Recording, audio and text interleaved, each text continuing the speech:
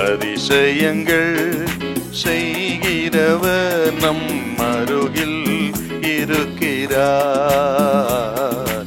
அற்புதங்கள் செய்கிறவர் என்றும் நமக்குள் வசிக்கிறார். ஏசாயா 29:16. நீங்கள் எவ்வளவு மாறுபாடு உள்ளவர்கள்! குயவன் களிமண்ணுக்கு சமானமாக எண்ணப்படலாமோ?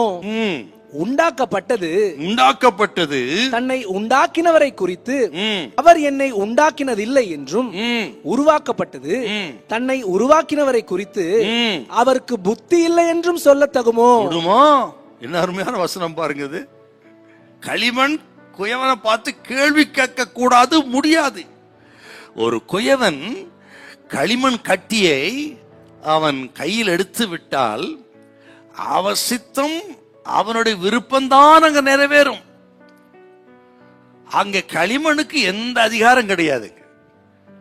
களிமண் கட்டிய கையில எடுத்துட்டா இது எப்படி இருக்க வேண்டும் என்று குயவனுக்கு தெரியும்.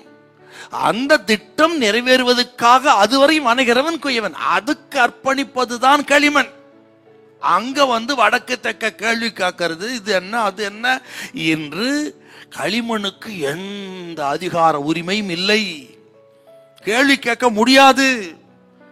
பதிலாக அந்த குயவனின் ஞானத்துக்கு, சித்தத்துக்கு, திட்டத்துக்கு முழுமையாய் அர்ப்பணித்து அடங்கி இருக்கும் பொழுது மிதிபடுகிற அந்த களிமண்ணை கொண்டு குயவன் செய்கிற அற்புதமான காரியம் ஆச்சரியமா இருக்கும். கர்த்தர் சொல்லுவார், அந்த நாளில் நீங்கள் மிதிபடுகிறீர்களா?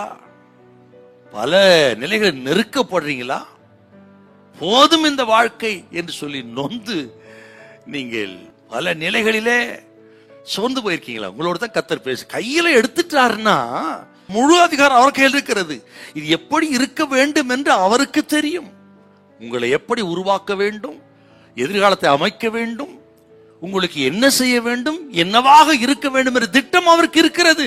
அது உலக தோற்றத்துக்கு முன்னமான திட்டம், இன்னைக்கு நேற்று உண்டானதல்ல. அது ஏற்ற காலத்தில் நடக்கும். அடங்கி இருங்கள். அதை விட்டுட்டு களிமண் குயவனை பார்த்து, என்ன ஏன் இப்படி வடிவமைக்கிறீர்? எனக்கு இப்படிப்பட்ட ஒரு வடிவம் தேவைதானா? நீர் அப்படி செய்யலாம், இப்படி செய்யலாம், என்ன அப்படி உருவாக்கு, இப்படி உருவாக்கும், இந்த திட்டம் சரியில்லை, இந்த ஷேப்பு சரியில்லை என்று களிமண் சொல்ல முடியாது, சொல்லக்கூடாதுங்க. இது கேட்கிறவங்களை பார்த்து கர்த்தர் பேசுறாருங்க. ஆண்டவரே, என்ன ஏன் இப்படி உருவாக்குறீங்க சுவாமி? ஏங்க என்ன வச்சுங்க சுவாமி? அப்படி நல்லா இருக்கு, இப்படி நல்லா இருக்கு, அங்க போறதா நல்லா, இங்க போறதா நல்லா இருக்கும் என்று குயவனுடைய திட்டத்துக்கு எதிராக பேச அதிகாரம் இல்லை. அதுக்கு பதிலாக, இதோ நான் ஆண்டவருக்கு அடிமை. இப்படிப்பட்ட அர்ப்பணிப்போடு உங்களை ஒப்பு கொடுக்கும் பொழுது ஒரு நல்ல ஷேப்பாக, நல்ல திட்டத்தோடு ஆண்டவர் அவர் விருப்பம் நிறைவேறும் பொழுது நமது வாழ்க்கையில நமக்கு ஆச்சரியமா இருக்கும். ஆக இன்னைக்கு இருக்கிற நிலைமை பார்த்து கேள்வி கேட்காம ஒப்பு கொடுங்கள், வளைந்து கொடுங்கள்.